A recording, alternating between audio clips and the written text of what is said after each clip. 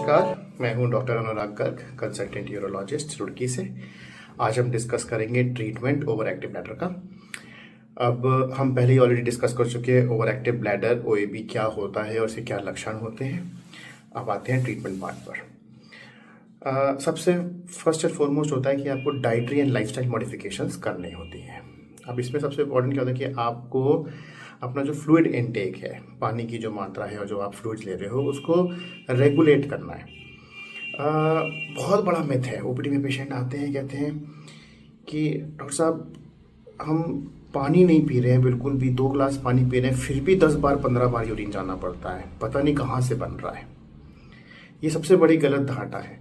लोगों को लगता है कि अगर आप पानी की मात्रा कम कर दो पीना तो उससे यूरिन कम बढ़ जाओगे। ऐसा नहीं होता है।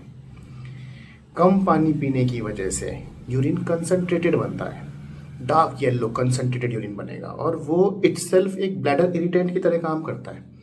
तो क्या करेगा, वो ब्लैडर की जो मसल होती है उसको बार बार इरिटेट करेगा। उससे क्या होगा, आपको बार बार यूरिन जाने की जो इच्छा है वो बार बार करेगी। आप बार बार यूरिन जाओगे लेकिन आएगा नहीं, थोड़ा सा यूरिन आएगा और वापस आ जाओगे, फिर आपको सेंसेशन आती रहेगी। तो पानी की मात्रा कम करने से आपकी यूरिन की जो फ्रीक्वेंसी वो कम नहीं होती है, वो बढ़ जाती है। इसलिए आपको पानी की मात्रा को रेगुलेट करना है, फ्लूइड इनटेक को रेगुलेट करना है और एटलीस्ट 1.5-2 लीटर पानी पीना है। हाँ, जिनको प्रॉब्लम रात को बार बार उठ के जाने की है, जो नॉक्चूरिया है, जिनको बार बार रात को ही उठना पड़ता है यूरिन करने के लिए, उनको हम बोलते हैं कि आप डे टाइम में पानी अपना पिए था, शाम को 7-8 ओ क्लॉक के बाद अपना पानी का इनटेक मिनिमल कर रहे हैं, ठीक है। लेकिन डे टाइम में जो पूरे दिन का रिक्वायरमेंट है वो कंप्लीट करनी है। इसमें यह भी इंपॉर्टेंट है कि आपको एक बार में एक साथ पानी नहीं पीना। कुछ लोग सुबह उठते 1 लीटर पानी पीते हैं, वो भी ठीक नहीं है थोड़ा, ठीक है। सेकेंड थिंग है, जो second part, important part treatment का डाइटरी मॉडिफिकेशंस में है कि ब्लैडर इरिटेंट्स को अवॉइड करना है। अब ये ब्लैडर इरिटेंट्स होते क्या हैं? ब्लैडर इरिटेंट्स होते हैं चाय, कॉफ़ी, स्मोकिंग। तो जो लोग चाय और कॉफ़ी का सेवन बहुत ज़्यादा करते हैं वो उनको ओवर एक्टिव ब्लैडर के सिम्टम्स रहते हैं। इसलिए जिनको ओएबी रहता है उनको अपने चाय कॉफ़ी को लिमिट करनी है, बिकॉज ये ब्लैडर इरिटेंट है। ये क्या करते हैं, ये ब्लैडर को इरिटेट करते हैं, जिसकी वजह से आपको बार बार जाने की एक सेंसेशन रहती है। ऐसी स्मोकिंग, अगर आप स्मोकिंग करते हैं और आपको ओएबी के सिम्टम्स हैं तो स्मोकिंग को बंद करना ज़रूरी है, ठीक है। थर्ड आता है डाइट। अब कॉमनली पेशेंट पूछते हैं सर डाइट में क्या खाएं, क्या परहेज करना है और क्या खाना है।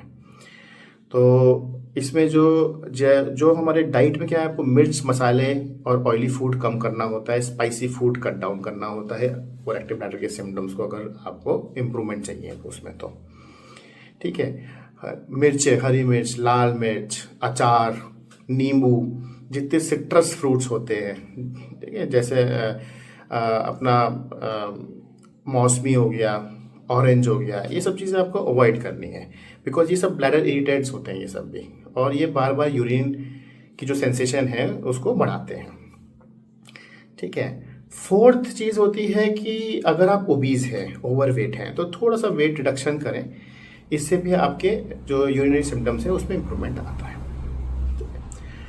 अब हम बात करेंगे बहुत important part of the treatment की, वो है कीगल्स एक्सरसाइजेज या पेल्विक फ्लोर मसल एक्सरसाइजेज। अब ये कीगल एक्सरसाइजेज जो होती हैं ये एक स्पेशल सेट ऑफ एक्सरसाइजेज होती हैं, जिसको करने से क्या होता है, हमारी जो मांसपेशियां हैं नीचे की, ब्लैडर के नीचे जो सपोर्ट करती हैं मांसपेशियां, वो मजबूत होती हैं। उसको मजबूत करने से क्या होगा कि आपकी जो होल्डिंग कैपेसिटी है यूरिन की वो बढ़ जाएगी, और जो आपकी जो बार बार जो आपको सेंसेशन आती है या जो आप रोक नहीं पाते वो रोकथाम की क्षमता बढ़ जाती है।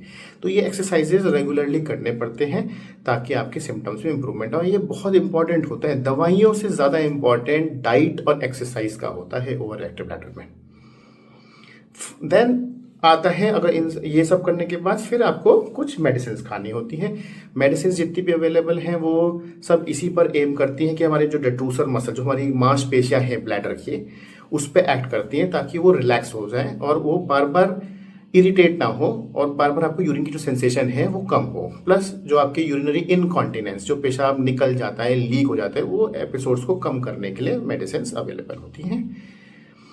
और फोर्थ होता है सर्जरी। सर्जरी बिल्कुल लास्ट रिजॉर्ट होता है, जिसमें अगर आपके कोई भी आपकी जो, अब हमने इतना सारा ट्रीटमेंट पार्ट डिस्कस किया, किसी चीज़ में इंप्रूवमेंट नहीं आता है तो फिर लास्ट सर्जिकल रिजॉर्ट्स होते हैं, जो कि रेयरली ओवर एक्टिव ब्लैडर में ज़रूरत होती है, क्योंकि ये अगर आप डाइटरी और अपना लाइफस्टाइल मॉडिफिकेशन करें, एक्सरसाइज करें और दवाइयाँ खाएं तो यूजली आपका ट्रीट हो जाता है।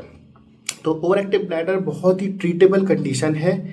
द ओनली थिंग कि लोगों को पता नहीं है, लोग सब इससे यूटीआई से, यूरिनरी ट्रैक्ट इन्फेक्शन से कंफ्यूज करते हैं, एंटीबायोटिक्स खाते रहते हैं और ठीक नहीं होते हैं। तो ये जानना ज़रूरी है, डिफ्रेंशिएट करना ज़रूरी है कि यूटीआई है या ओवर एक्टिव ब्लैडर है, और ये बहुत ट्रीटेबल कंडीशन है। तो अगर यदि आपको कोई भी सिम्टम्स हैं तो अपने नज़दीकी यूरोलॉजिस्ट से संपर्क करें और ट्रीटमेंट स्टार्ट करें। Thank you.